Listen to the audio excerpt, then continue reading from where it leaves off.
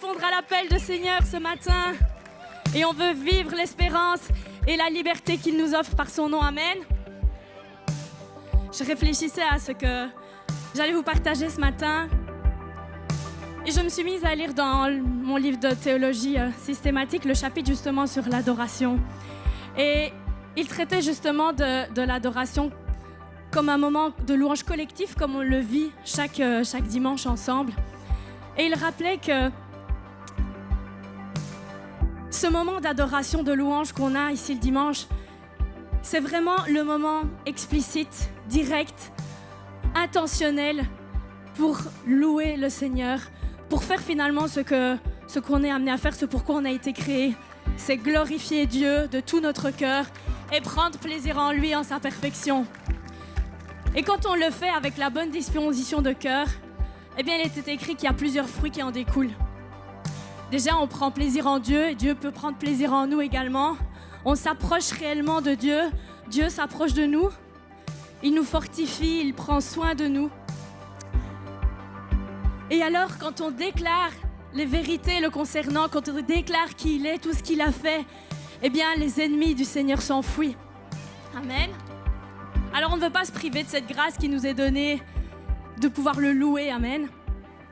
On va lire ensemble dans la parole de Dieu en Hébreux 4, verset 16. Il est dit « Approchons-nous donc avec assurance du trône de la grâce, afin d'obtenir compassion et de trouver grâce pour être secourus au moment opportun. » Alors, on va continuer ce moment de louange ensemble. Et je voudrais vraiment qu'on réalise qu'on est réellement dans la présence de Dieu, même si nos yeux ne peuvent pas le voir. Dieu est vraiment présent au milieu de nous. Et ce qui est merveilleux aussi, c'est de savoir que lorsqu'on élève nos voix ensemble, nos voix s'unissent avec ceux qui sont déjà là dans les cieux et qui le louent en direct, qui peuvent le voir. Donc vraiment prendre conscience de ça, malgré que nos yeux ne peuvent pas le voir. Nous sommes unis pour louer le Seigneur et il est présent au milieu de nous. Alors on va chanter le prochain chant et on va déclarer que Dieu a gagné la victoire sur la croix pour nous. Amen. Et que du coup rien ne peut avoir raison de nous et rien ne nous privera de notre louange et de notre adoration ce matin. D'accord ? Alors on va louer ensemble et on veut vous entendre avec nous.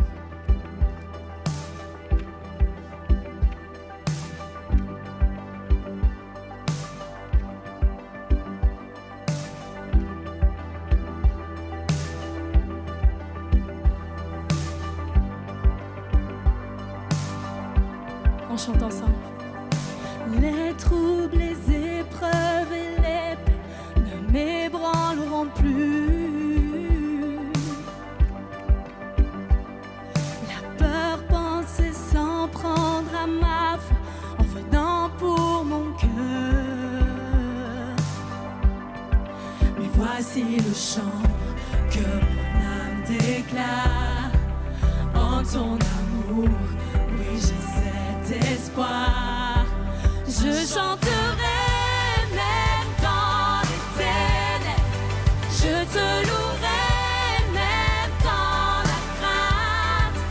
Je chanterai là dans ta présence, au moment où je dis ton nom. Mais je sais que ce n'est pas le moment.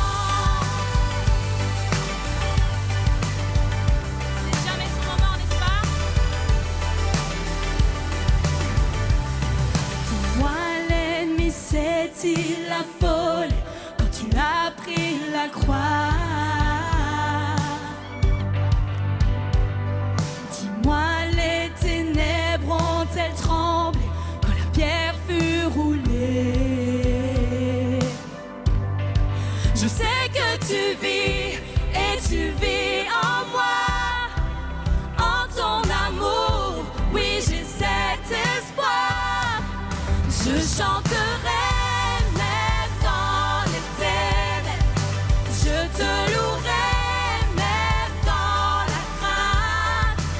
Je chanterai là dans ta présence, au moment où je dis ton nom. Le diable sait que ce n'est pas le moment. Au moment où je dis ton nom, Jésus, le diable sait que ce n'est pas le moment. Mais maintenant ni plus jamais.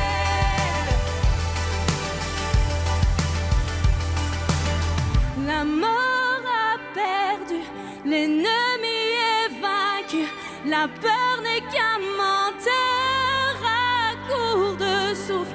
La victoire est en toi. Jésus, tu es tout pour moi. Le diable sait que ce n'est pas le moment. Non, non. Le diable sait que ce n'est pas le moment.